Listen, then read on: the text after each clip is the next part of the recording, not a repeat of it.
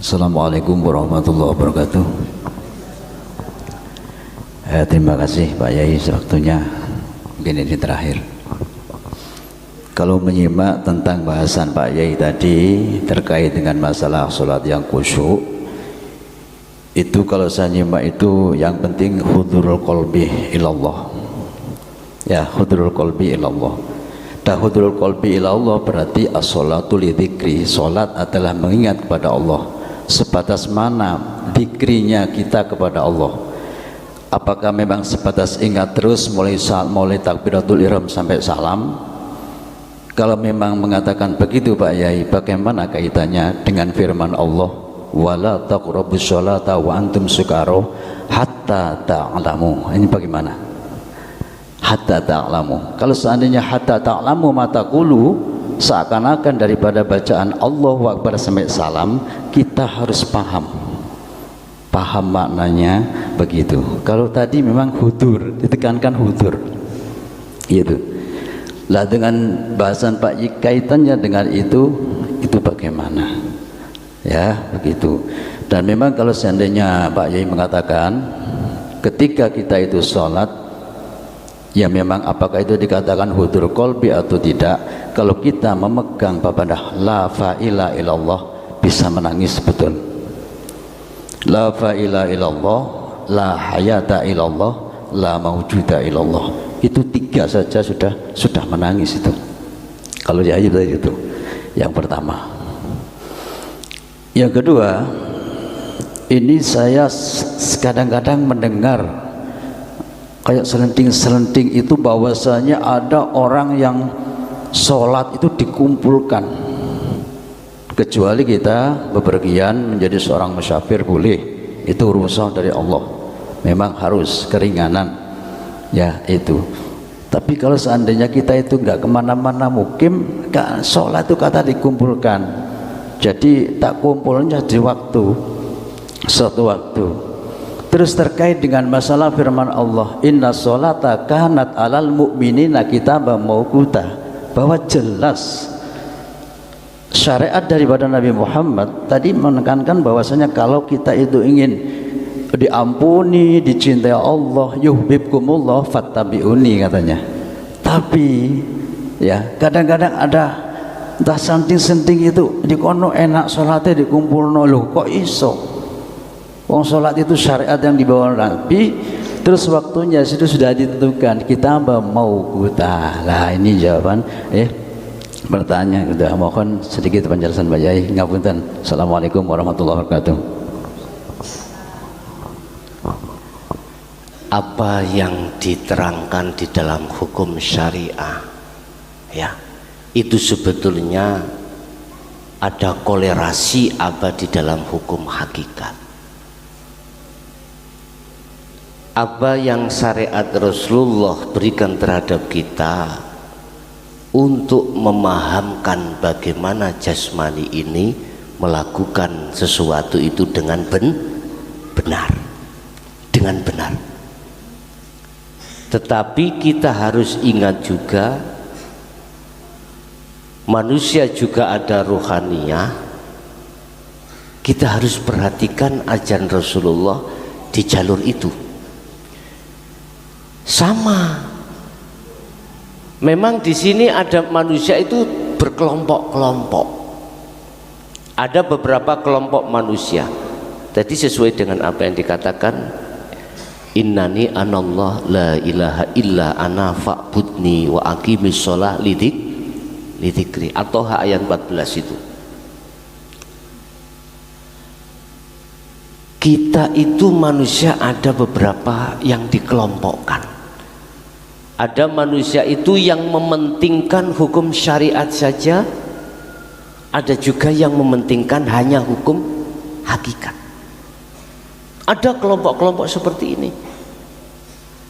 Ada kelompok manusia itu hanya bersiteguh di dalam hukum syariah saja, ada yang hanya bersiteguh di dalam hukum hakikat saja.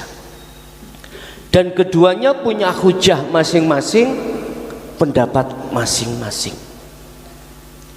Tetapi juga ada kelompok manusia yang memang kedua-duanya itu dirangkul.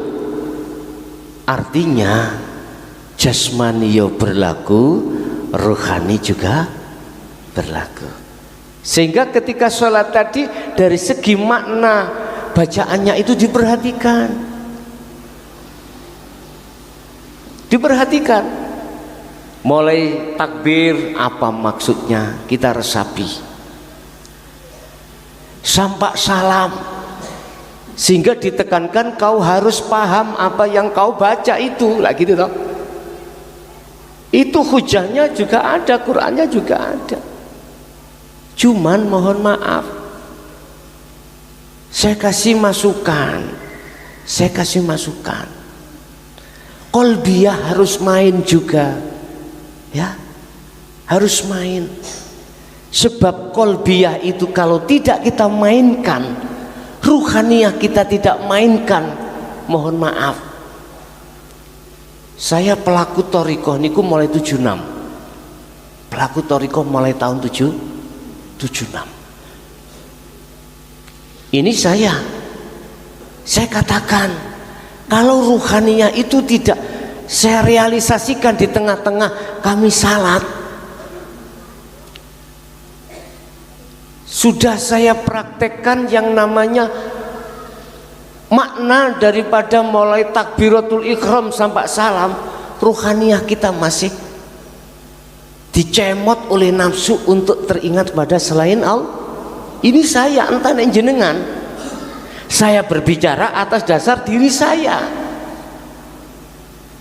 Seperti itu. Sehingga rasa keakuanku yang bisa muncul. Itu pasti. Innan nafsa la amrotum bisu illa rohima robbi. Di samping ada nafsu yang mengejak kejelekan, melalaikan Allah, juga ada nafsu yang dirahmati. Ini saya. Jadi sudah benar, kita harus secara syariah, kacamata syariah, aturan syariah, kita harus tahu, mengerti makna di dalam ayat-ayat itu apa yang kita baca. Terus saya tanya kepada jenengan yang sudah tua-tua, kobra,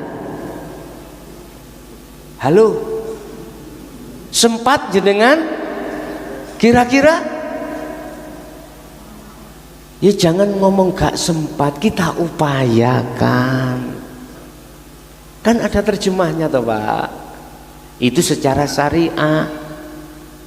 Tapi manakala tidak saya hadirkan qalbiyah ini di dalam sholat, wassolatil wusta, pengalaman saya mulai tahun 76 loh Pak, mohon maaf, saya berthariqah, abah sendiri saya puluhan tahun nggak bisa saya. Tapi ketika saat menghadirkan teori-teori atau petunjuk dinul haq, dinul tauhid, alhamdulillah sedikit demi sedikit akan menghapus rasa keakuanku hamba yang bisa. Ini saya, entah jenengan saya tidak tahu loh ya, karena kita urusannya masing-masing. Ini pengalaman saya, walaupun saya paham terjemahnya itu mulai A sampai Z, ketika tak fokuskan di situ, ruhaniyah saya masih kabur. Begitu. Entah nek jenengan saya tidak tahu loh ya. Saya ngomong diri saya sendiri. Tapi ketika saat dihadirkan dinut tauhid dengan zikir qalbiyah yang kuncinya belum saya omong tadi, ternyata akan bisa menjawab semua persoalan seperti ini. Mungkin iki tambahan itu. Jadi dua kacamata yang harus kita hadapkan. Lebih indah secara aturan syariat dilakukan, secara hakikat itu direalisasikan di tengah-tengah aturan syariat. Itulah yang dimaksud teladannya Kanjeng Nabi. Sistemnya adalah wasilun, bukan majedhubun. mungkin sedikit saya proses. Kelompok seseorang yang memakai hakikat saja tanpa mengindahkan syariat, itu biasanya itu memakai sistem majdubun, orangnya jadab. Itu biasanya seperti itu. Pertanyaannya apakah salah? Ya tinggal kita memandang dari sudut mana. Kalau kita memandang dari sudut syariat, apapun siapapun kita meninggalkan sholat syariat, meninggalkan syariat hukumnya salah. Tapi kalau dipandang dari hukum hakikat dia keadaan majdub, bagaimana? Majdub orangnya Pak, kelakuannya jadab. Ini nggak bisa dibahas di dalam hukum syariat. Dalam hukum hakikat juga begitu. Lawang gendeng loh Pak, terus piye? Sampai ngukum yang gendeng ya opo, apalagi sudah dapat sertifikat di mana lawang. Waduh, polisi saja nggak bisa itu, kasih hukum nggak bisa, pasal-pasal nggak bisa masuk itu. Jadi lebih indah manakala kedua kubu itu saling gini, paham ya? Jadi dua pendapat. Bagaimana ada pendapat yang ketiga, dia yo laku syariat, yo laku hakikat, akhirnya ruhnya itu bisa kembali pada Allah. Orangnya gak gampang takabur, gak gampang ngerasa bener dewi sebab ilmune, sebab alime, dalam hati itu gak merasa lebih apik daripada orang lain. Ini kan takabur Pak. Itu turyo gak gampang riya, gak gampang hasud dan lain sebagainya. Hal ini dituangkan Allah di dalam surah Al-Hijr ayat 94. Muhammad jelaskan seterang-terangnya apa yang kau bawa itu. Artinya apa yang dibawa Rasulullah ajarannya itu dijelaskan dengan sejelas-jelasnya, seterang-terangnya di tengah masyarakat. Jadi nggak ada yang perlu ditutup-tutupi. Untuk zaman sak mangke gak usah ditutup-tutupi ajaran yang membangun ruhaniyah ini biar tambah benar. Begitu Pak. Mungkin ada tambahan? Sampun cukup ya? Cukup. Sampun dalu. Kita besok juga ada waktu tersendiri Pak ya. Bapak Ibu hadirin, itu apa yang telah kita dapatkan dari Allah, mudah-mudahan disertai dengan hidayah Allah sehingga menjadi satu ilmu yang bermanfaat terhadap kita dan anak putu kita ila yaumil qiyamah. Lahumul Fatihah. A'udzubillahi minasyaitonir.